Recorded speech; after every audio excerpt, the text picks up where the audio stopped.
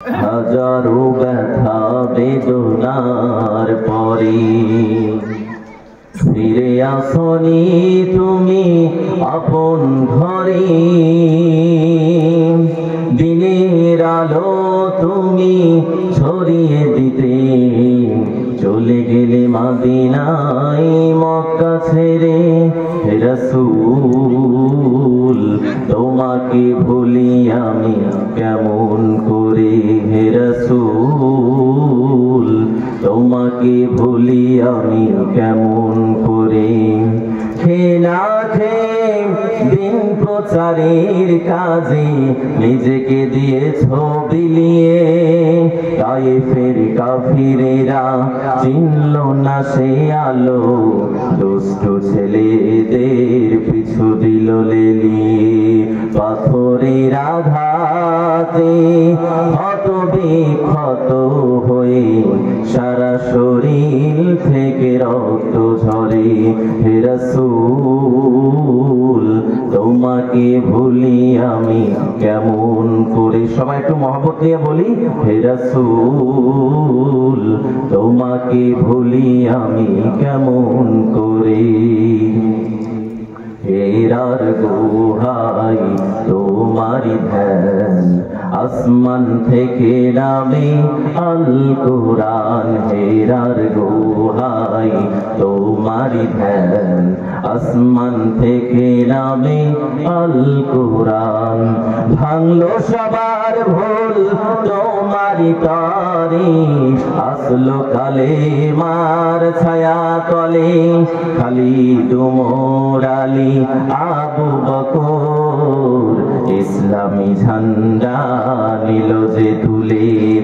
আলামিন তুমি ছিলে যে সদা সকল মানুষের তরে।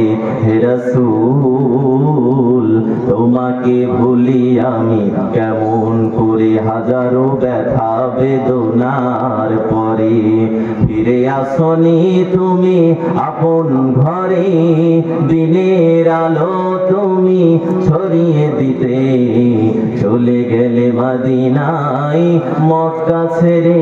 হে রাসূল তোমাকে ভুলি আমি কেমন করে, হে রাসূল তোমাকে ভুলি আমি কেমন করে।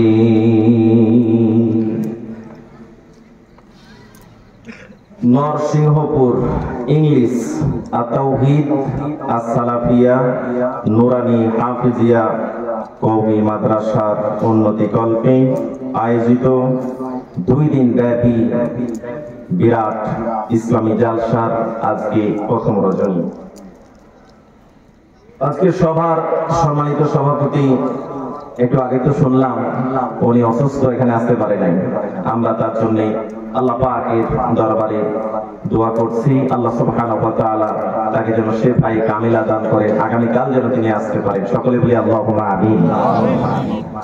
সম্মানিত সভাপতি বাবাজি এখানে উপস্থিত রয়েছেন, আমার সামনে উপস্থিত তাওহীদি জনতা, পর্দার অন্তরালে অবস্থিত আবেদা সালেহা সম্মানিতা মা ও বোনেরা, আসুন আমরা সর্বপ্রথমে আমাদের মহান মালিক আল্লাহ সুবহানাহু ওয়া তাআলার মহান দরবারে লাখ কোটি শুকরিয়া জানাচ্ছি যে আল্লাহ সুবহানাহু ওয়া তাআলা আমাদেরকে মেহেরবানি করে, মহব্বত করে, দয়া করে, মায়া করে এই পবিত্রতম মাজলিসে আসার তৌফিক দান করেছেন।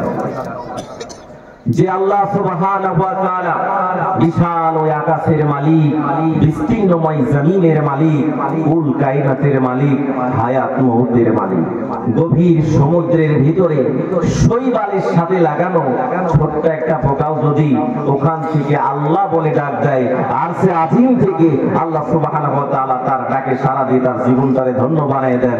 যে আল্লাহ সুবহানাহু ওয়া তাআলার অসংখ্য নিয়ামত খেয়ে পরে আমরা জীবন ধারণ করছি, তার দরবারে অন্তরের অন্তঃস্থল থেকে হৃদয়ের সবটুকু ভালোবাসাকে, আবেগকে উজাড় করে দিয়ে শুকরিয়া আদায় করে নিচ্ছি।